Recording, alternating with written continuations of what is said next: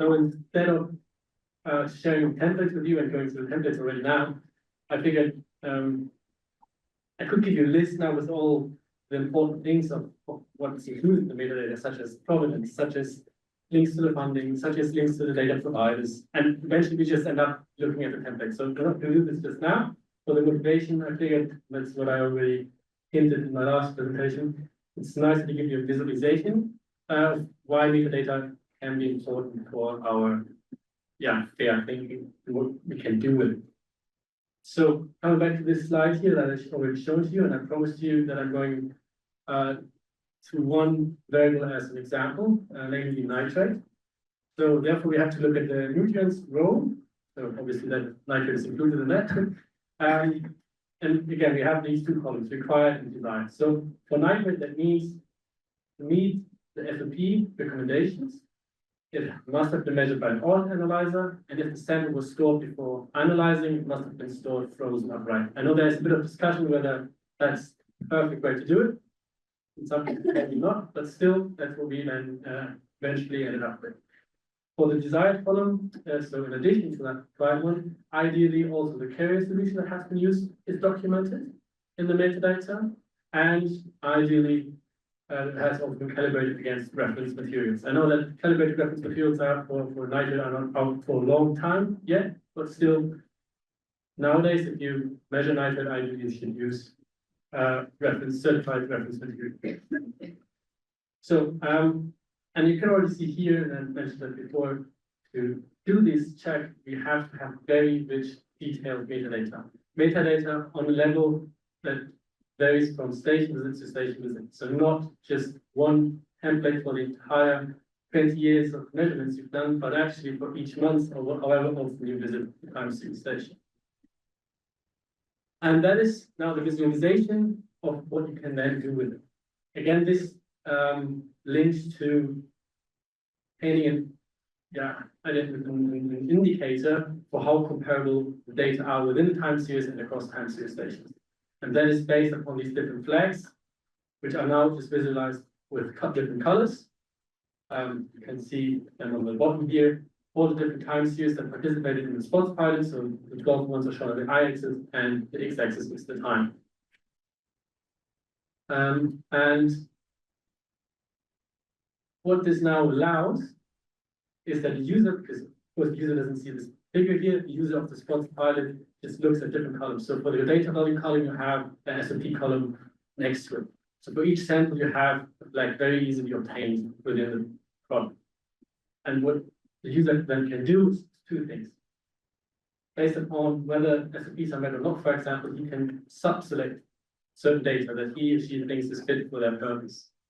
Again, that can be just data that meet all the recommendations, but it can also be just all the data there is, depending on what he or he is looking for.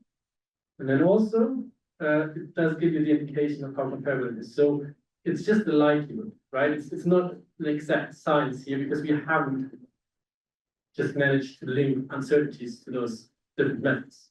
Maybe we can do that in the future. Maybe we can do the first steps within the re-evaluation of these methods during this workshop, but now we haven't done that yet. So we only have these flags linked to the different methods. But the likelihood of data being comparable to one another is obviously higher if all SOPs are met than when they're not. So obviously, when you have, let's say here in this figure, the green data, the dark green data, comparing dark green data with one another, the likelihood of them being actually comparable is higher than when you compare yellowish data to one another. But again, of course, that also links to how we define required and desired recommendations, right? So that is always still up for debate, and that's also why we're here. And also, metadata or the methods information written down and provided, of course, change or include much more details than just captured by these SOP recommendations. So that could include instrument changes that are not captured, that could include personnel changes, even a lab change. All of these things are not captured within the example I just mentioned to you for nitrate. So for these ones, there we have additional information, and that you can see in the plot here too, are these vertical black lines included in all these dark plots. And each vertical line corresponds to some change that is not captured or is captured, but also not captured by our SOP flags. And what that then can do to users, or how it can help for users, is that they then, when they, for example, look at trend changes in a time series, they detect change time within one time series, just for example. And if that change in time by accident correlates exactly with the change of instrumentation or with the change of the SOP flag, maybe it's not an actual trend that an actual trend change that you see and detect, but maybe it's more linked to an artificial a result of a method change. And that's why it's so important that we have this detailed methodology down there. And so why are templates not important? Well, to get back to that, that follows again the guideline of submit once used many times in my head, because ideally, the different sources, the different national data centers you are obliged to send your data to, ideally they all use the same metadata template and ask you to fill out the same information and link to the same control vocabularies, so that they are interchangeable, so that they are interoperable. And if we have, and if we can agree for our community on the template for the different parameters that should be implemented, that can then distribute and be used amongst those different data centers that are out there. So again, that machine readability is then eventually realized. Because for 12 sites, you can maybe do this manually, but for 100, you just can't. We then need to think of what service we can build upon this metadata layer that does these analyses of metadata for us instead of manually, but more automatic. That's then the next. So hopefully that gives you an idea of why these templates are important, and that's just an introduction to this section now. You'll see many of the templates in more detail now, so didn't want to use that already now, but we've got them already done. I'm not sure if we did 10 minutes or not, but that's it from my side. If you have any questions, otherwise we can go to the next topic directly. Yeah, I think I was remiss. You and I were supposed to be moderating this, and I think we have time. Yeah. So I think we have time for questions. And if nobody has one, I'll get us rolling. Yeah, I'm gonna be slightly devil's advocate here on your suggestion that, and maybe it wasn't a suggestion, that nitrate had to be analyzed, by an auto analyzer, I think you said. I'm thinking 1960, all the salinities were done by amore titration, silver chloride, right? And if we had kind of felt that was the absolute peak of the science of the art, and these conductivity sensors were kind of crap. We didn't believe in them. We wouldn't have advanced very far. I think more important for you is, so you ought to capture that. You ought to capture the method, but I think more important is what you think the error in the method is. Yes, that's the future goal. It's to link the method to uncertainties. Yeah. And you have to deal with those two. But it's supposed to be a living product in the long run, right? And meaning also that these flags, the SOP recommendations we have used, they can change, but know that. So it's not set in stone, it's based upon the community agreement. It creates a perception. Yeah, fair enough, I give you that. And ideally, you're completely right.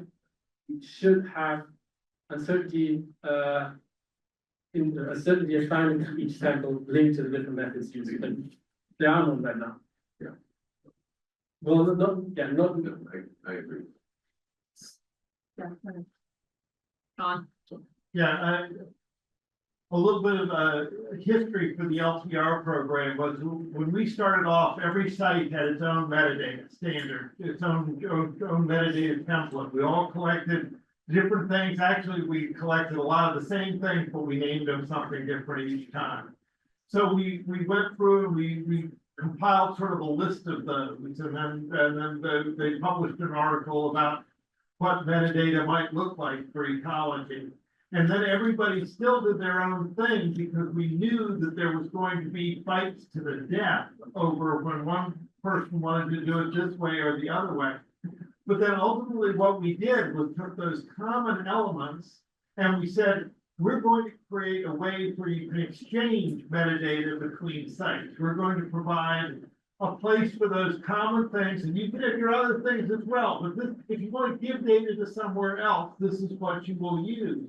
And that's basically that's the ecological metadata language, metadata that we have, was designed originally as an exchange format. And now what happens is everybody just produces that and they don't bother necessarily to produce their own, but they always have the freedom to. And so it's helpful to think about not getting people back into situations of where you must do X. Because they may have reasons they can't do X. But anyway, That's the main idea behind all that, is that we use a template, that we use a common template, and I think the common template is pretty much what you just well, described. if you think about it as being something for exchange and not something for into local management, it takes a lot of pressure off. Good point. So, Like, okay, Right. sure, that's.